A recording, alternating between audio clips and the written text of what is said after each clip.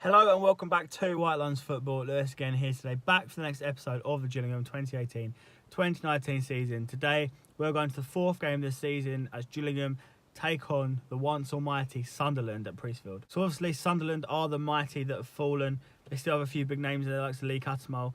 A few more in their books that they're trying to get rid of, but they are a good side as well. They started the League One season healthily.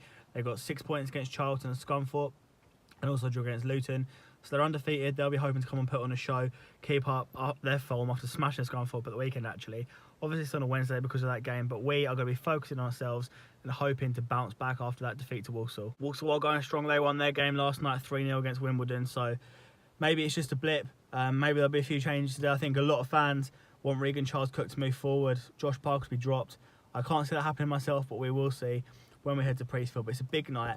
Hope we can bounce back, keep up our record at Priestfield this season, 100% after one game. It's a good one. We're going to have team news soon in about 6 minutes, but we're going to head to Priestfield, hoping to get the 3 points. It would be a massive one. Come on, you Gills. So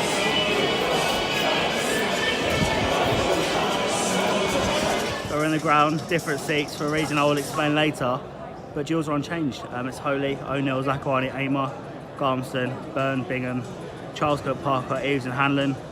With Liss replacing Wilkes on the bench. I don't know where he is, but I hope we'll find out soon. I'd prefer to see Charles Cook farther forward and know that. Hopefully we can do the job. Hopefully we're going to be as impressive as we were in our first 3 games rather than a game against Walsall. It's a big one tonight. It's going to be packed, it's going to be a good atmosphere. So hopefully we can get the job done. It's very hot.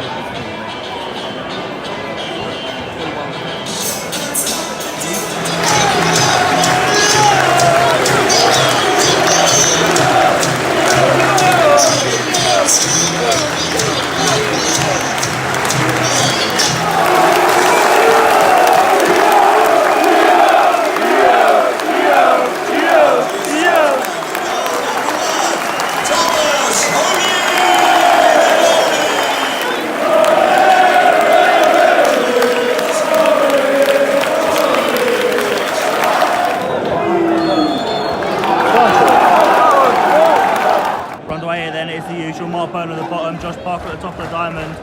Good atmosphere, let's see if we can do it. 1-0 to Gillingham already, it's the corner, Billy Bingham takes it short. There are a few throws, it's whipped in. Tom Eaves at the end of it. 1-0 Gillingham, early on, gets it.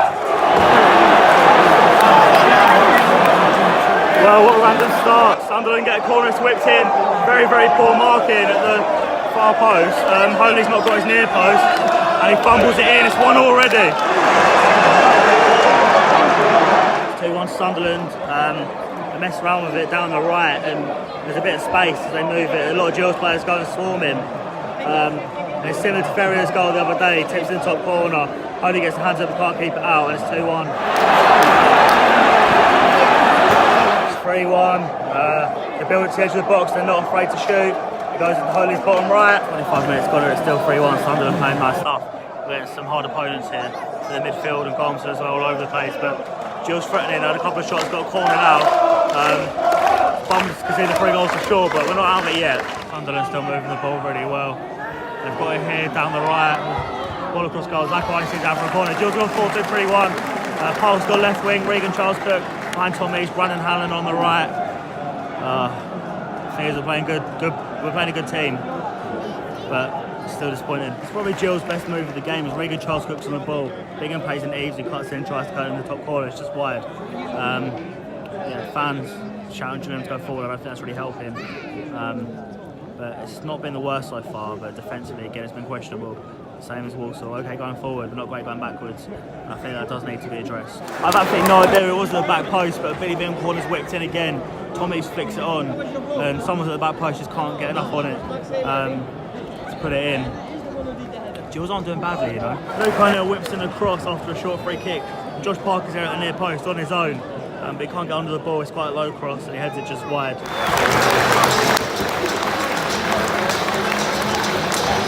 Guys, I'm here at Priestfield. It is Gillingham 1, Sunderland 3. Gills obviously got the early goal for Eaves. You have to question whether it would have been a different story if we didn't see that goal so early. It was really poor defending. Unmarked to the back post. Holy should have saved it, he didn't. And then Sunderland just carried on, to be fair. They're moving the ball. One thing that sticks out to me is they really want to pull the trigger. They're not scared. The second and third goals really show that. It's hard for us because we look good going forward, but we don't look good going backwards. And that's different to what we've seen from Gillingham the last couple of years. Last year, in particular, since Zakawani's come, really. We've changed the system. I don't know if the system's a problem. Maybe the personnel in midfield. Regan Charles-Cook's got number 10, already looks brighter. Should have started there for sure. It's absolutely ridiculous to half playing there, to be honest. It's hard to judge because Walsall and Sunderland, the last two games now, 1.5 games, 5 goals conceded. Honestly, it could still be more tonight. Two very good attacking sides, but I don't think we've been great either. And you've got to look at where the problem lies there. Subs warming up now. Don't have to make one straight away. I think we have looked better, to be fair, since we gone to the 4-2-3-1. I just don't think that the diamond was necessarily the wrong system. But it definitely looks better with Parker out wide now than through the middle. But we created chances.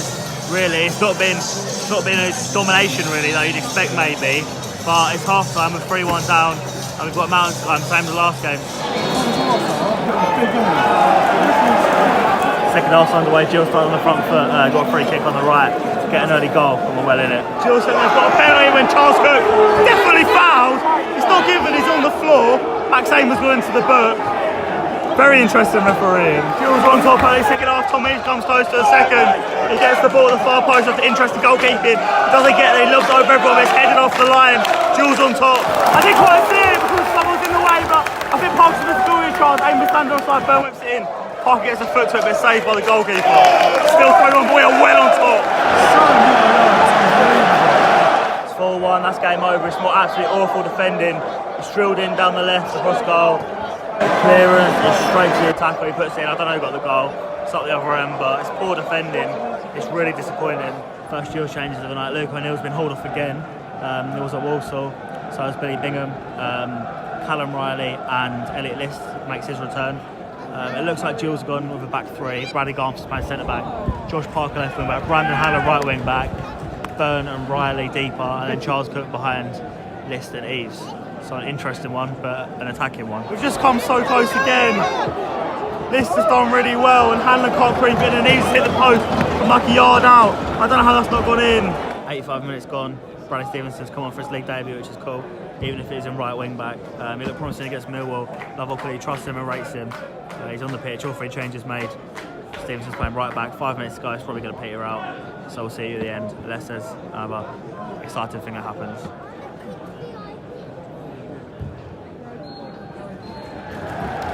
Full time, 4-1. Gills!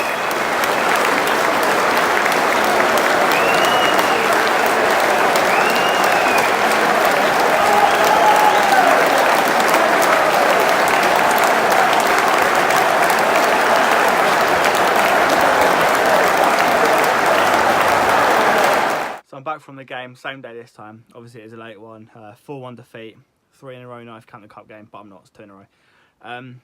These games are hard, Walsall and Sunderland, 2 very good sides going forward.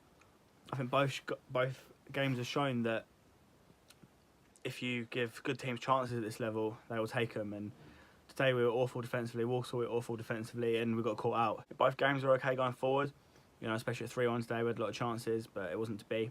And obviously Sunderland capitalised. I don't think, to be fair, that 4-1 did reflect the game, but 2 good sides are going to be up there. It's not the end of the world. We're 9th. That's fine, 2 and 2 so far. 6 points from possible 12. And it's disappointing, but it's not the end of the world. Sunderland are a good side, Walsall a good side. We have a lot of youthfulness up front, and I'm going to talk a little bit about certain individuals in the podcast this week, but I think it's really important Charles Cook pushes forward now. He's so much better further forward. Parker's going to go away on international duty soon, so that could be a blessing in disguise, but we've got players like Parrott, Rhys and List coming back now. Hopefully Riley comes in. So hopefully the midfield can get a bit more of a balance. I think the link between the midfield and the defence is really important, and the defence has been exposed a little bit. We can see the sloppy goals again today, and we've got to cut that out. But we do have good defenders in the side. They're all pushing each other. I think the midfield just needs to offer that bit more protection. But again, it's not one to really dwell on today. I think Tom Eaves was excellent. I think the likes of Byrne, the Aimer, Garmston struggled today. Elliot List obviously came on. Bradley Stevenson as well, shout out to him. He came on for his league debut, brilliant. Again, won a couple of free kicks very smartly. He's obviously one for the future. But, you know, it's a defeat. But we'll talk about it more in the podcast. As for this video, that is that. We'll go to Coventry. Well, we'll go to Priestfield to face Coventry on Saturday. We'll see how that one goes. But we'll be hoping to bounce back before a trip to Barnsley, because otherwise, you know, you don't want to get on the winless run. But that is the end of the video. Thank you very much for watching. Please remember to like, subscribe, comment down below. By the way, I had to change the seats today because I went with Hannah, and because it was so busy.